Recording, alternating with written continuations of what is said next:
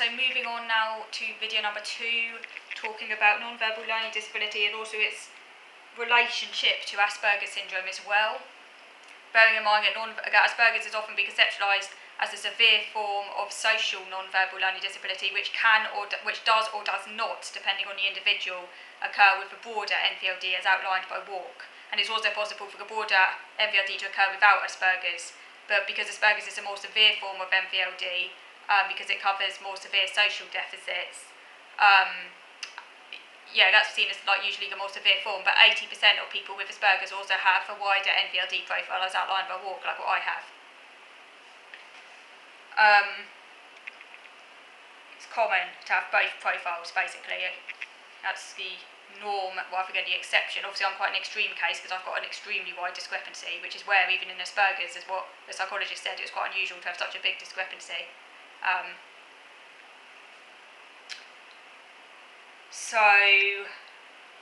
There's also often a discrepancy between the content areas of academics as opposed to the more applied aspects.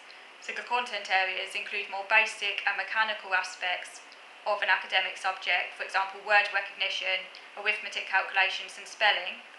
So those skills can be relatively intact in NVLD.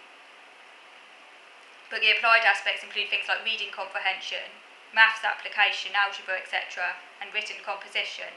So I really struggled with reading composition when I was at school. My reading, mechanical reading was 5 years in advance of my academic age, my chronological age, but my reading comprehension was almost 2 years below my chronological age.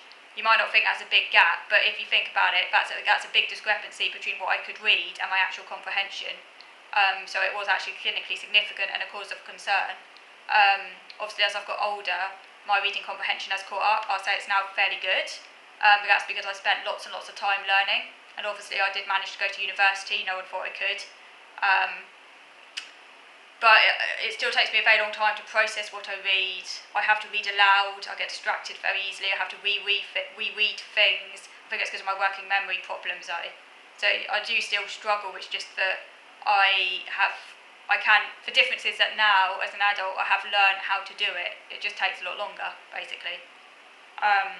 But I've always been very good at mechanical reading, and I can read mechanically very fast. It's just that if I were to read fast, I wouldn't be understanding any of it, because, and I think that was a problem when I was at school. I tended to just read really, really fast, not realising that the point of reading was that you're supposed to understand it, not just, read the words.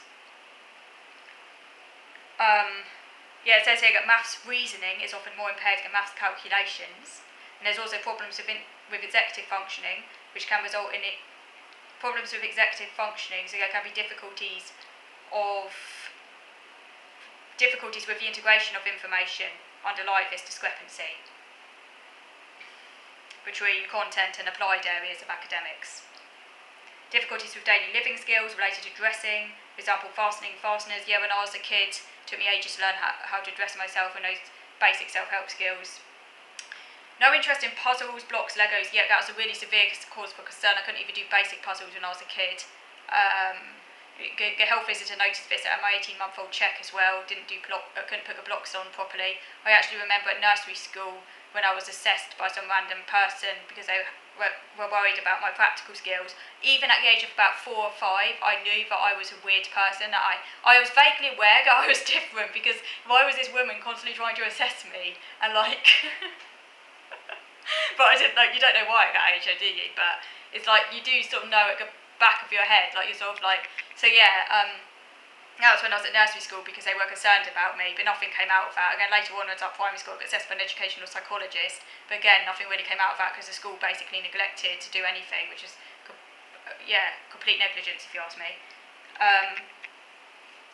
Difficulty acquiring money concepts, obviously this is more applicable to older people. So for example, budgeting, balancing a checkbook, that sort of thing. I can't do a checkbook for the life of me, so my dad does all that.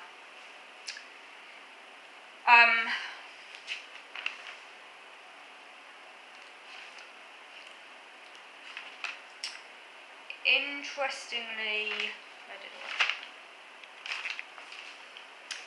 I just want to mention there was another case study of a person with NVLD that I thought they made a good point about this. There was one case study of a particular person who had a verbal score of 110 and a performance score of 60. So just for comparison, when I was a child, my verbal score was it was around 99 to 111, so high-end average, but my performance was something like 53 to around, I can't remember what it was, 53 to 62, something like that. Yeah, it was very, very, very low anyway. As an adult, it's now gone up to 66, and as I said, my verbal's 140, so whew. But yeah, my score was similar to this girl. Now she had if they were to do a full scale IQ, they would round her score up to about 85. If you did a full scale IQ for me when I was a kid, and I worked it out on the internet using calculator, it came to about 78. Okay. Now that is, if you have an IQ of 78, that basically means you are what's the word for it? You are basically on the borderlines. You are basically a very slow learner. You're not very bright, basically. You're not very intelligent. But obviously, if someone's got a non-verbal learning disability, that doesn't make sense because their verbal is going to be very intelligent. That's the whole point. Their verbal is going to be very, very intelligent. But because the performance is so low, or can be so low, this can artificially deflate their IQ and make it seem like they're not very intelligent. And this gives mixed signals to people because on the face of it, they're very intelligent. When they're tested, it doesn't look so great. And it says here that this approach does not recognise that children with low intelligence never, or hardly ever, exhibit a pattern of strong verbal seen in NVLD. So people with truly low intelligence are usually not very verbal. That's a fact. If you're verbally intelligent, basically, it suggests that. Sorry, if you are very verbal, it suggests that you do have an intelligence, as it were. If you can verbally reason and stuff. We could debate that, the emphasis placed on verbal as opposed to performance, we could debate that, but that's usually what society kind of understands to be intelligence, basically. So, if the IQ is rounded up in NVLD, because of these really extreme differences, it becomes absolutely meaningless. So as an adult, my full-scale IQ would average out to somewhere in the 90s region. Can't remember exactly what it was, but I did work it out. It was somewhere in the 90s region as an adult. So it would now average out as kind of average-ish. So it's gone up, but it'll be around average. But that doesn't make sense either, because part of the IQ is actually almost in the gifted range, verbally superior. And that's probably what people see when they hear me speak. They'll think, oh, she sounds intelligent, using long words and stuff like that. She can write well, Yeah, because my verbal IQ is basically in a superior range. But my non-verbal IQ is cognitively impaired.